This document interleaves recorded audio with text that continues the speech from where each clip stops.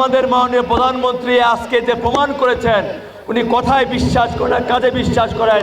রমাকান্ত খাল আমাদের পানি উন্নয়ন বোর্ডের এটি একটি আওতাধীন এই খালটি আমরা আজকে পুনঃখননের জন্য এখানে আজকে উদ্বোধন করতে আসলাম। আমি শুধু একটু কথা বলতে চাই, আমাদের বিএনপি আমাদের মাননীয় প্রধানমন্ত্রী নির্বাচনের পূর্বে সারা বাংলাদেশে যখন উনি নির্বাচনী প্রচার পরিচালনা করেছিলেন সেই সময়ে জাতির সামনে কয়েকটি বিষয়ে উনি ইশতেহারের মাধ্যমে প্রকাশ করেছিলেন। এর প্রথম ছিল, আমরা সরকার গঠন করলে কৃষকদের সুদ সহ 10,000 কৃষি ঋণ আমরা পরিশোধ করে দেব। আমরা সরকার গঠন করা প্রথম ক্যাবিনেট মিটিংয়ে আমরা আমাদের কৃষকদের প্রায় 12 লক্ষ কৃষকের এই কৃষি ঋণ আমরা সুদ সহ মওকুফ করে দিয়েছি। আমরা ওয়াদা করেছিলাম আমরা সরকার গঠন করলে আমরা আমাদের মাদের বোনদেরকে স্বনির্ভর করার জন্য ফ্যামিলি কার্ড প্রদান করব। আমাদের সেই সময়ের এই ঘোষণাকে অনেকে ভেংসি কাটিয়েছে, অনেকে উপহাস করেছিলেন।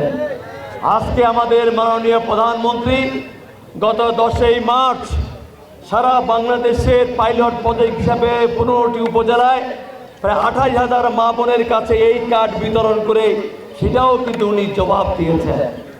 আমরা বলেছি আমরা সরকার গঠন করলে আমরা ইমাম মুয়াজ্জিন পুরোহিতদের সেবকদের আমরা উৎসব ভাতা দিব, মাসে মাসে ভাতা দেব। গত 14 তারিখে আমাদের মাননীয় প্রধানমন্ত্রী সেই প্রতিশ্রুতি রক্ষা করেছেন।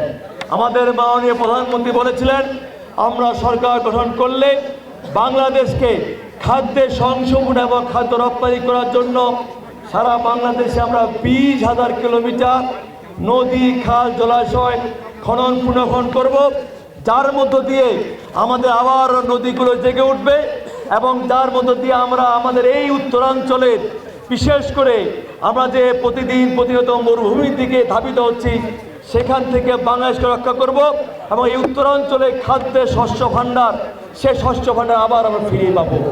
একটা জিনিস খেয়াল করবেন, আজকে যত দিন যাচ্ছে আমরা যেটা টিউবওয়েল বসাই দেখবেন আগে 20 ফিট নিচে পানি পেতাম, এখন কিন্তু 40 ফিট নিচেও পানি পাওয়া যায় না।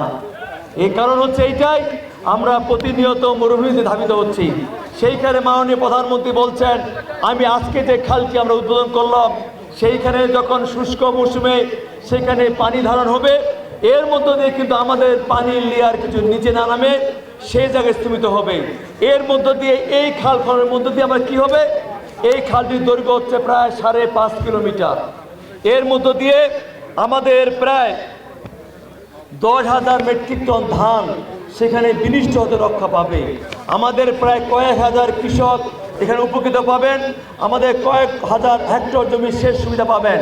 এছাড়াও এই যে আমরা খালটি খনন করব, দুই পাশে আমরা বৃক্ষরোপণ করে আমরা সবুজায়ন দিয়ে এগিয়ে যাব। কারণ আমাদের উত্তরাঞ্চলে একটা মানুষের স্বাভাবিক নিঃশ্বাস নেওয়ার জন্য যেরকম গাছপালা থাকা দরকার আমাদের উত্তরাঞ্চলে কেবল 7% আছেন, অর্থাৎ দক্ষিণাঞ্চলে সেখানে কিন্তু প্রায় 25%, 28% আছেন।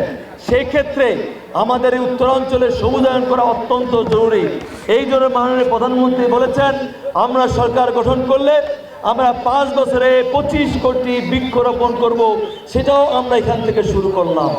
এছাড়াও এই যে আমরা খালটি খনন করলাম এইখানে আমরা মাছ চাষ করতে পারবো, এমনকি আমাদের গ্রামের মানুষ তারা হাঁস আবাদ করতে চাষ করতে পারবেন, যার মধ্য দিয়ে আমাদের এলাকার মানুষ স্বনির্ভর হবেন।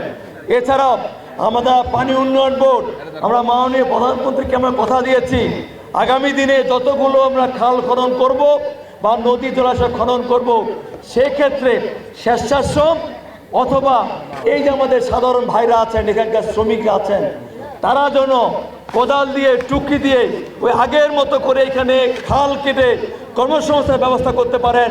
সেক্ষেত্রে এই খালের ক্ষেত্রে কিন্তু আমরা প্রায় 35% আমাদের লেবার দিয়ে করব আর বাকি 65% এখানে মেশিন দিয়ে করব।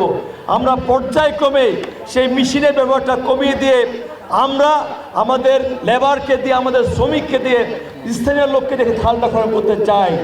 যদিও আমাদের বিভিন্ন পর্যবেক্ষক বিভিন্ন সমীক্ষায় বলছে আমরা যদি লেবারকে দিয়ে এই খালটা খনন করি তাহলে যে বাজেট আছে তার চেয়ে বাজেট একটু বৃদ্ধি করতে হবে।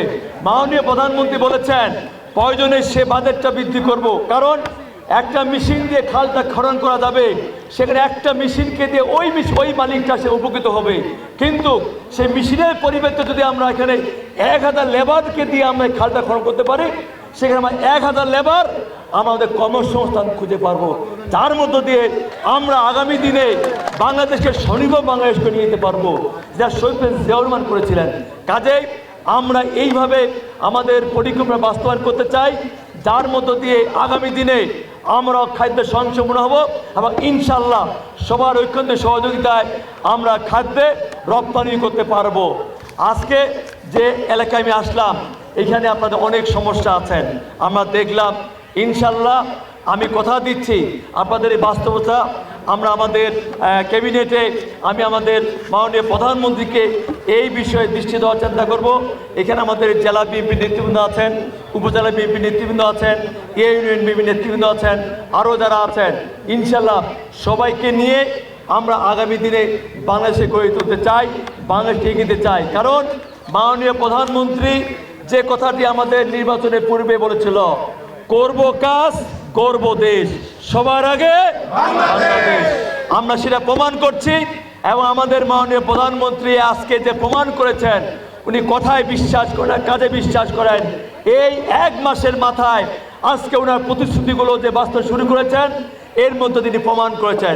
ইনশাল্লাহ আগামী দিনে আপনাদের সকলের সহযোগিতায় আমরা পৃথিবীর মানচিত্রে বাংলাদেশকে সামনে দিকে নিয়ে যাব এবং বাংলাদেশকে শ্রেষ্ঠ জাতি হিসাবে ইনশাল্লাহ পৃথিবীর মানচিত্রে আমরা প্রতিষ্ঠা করবই।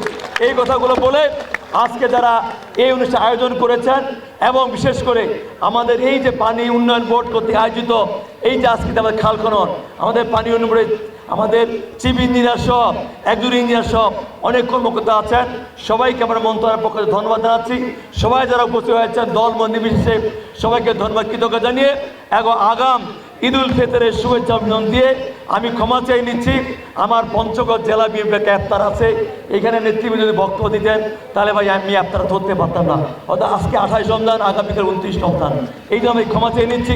ইনশাল্লাহ আরও একদিন আসবো, সেই দিন আমাদের সব দলের সব নেতৃবৃন্দের বক্তব্য শুনবো, কথা শুনবো। ইনশাল্লাহ আগামী দিনে একসঙ্গে ঐক্যমত হয়ে আমরা দেশ এগিয়ে নিয়ে যাবো। এই কথাগুলো বলে সবাইকে ধন্যবাদ কৃতজ্ঞতা আমার বক্তব্য শেষ করছি। ভালো থাকবেন, সুন্দর থাকবেন, সুস্থ থাকবেন, সবাইকে ধন্যবাদ। আসসালামু আলাইকুম। আদাব।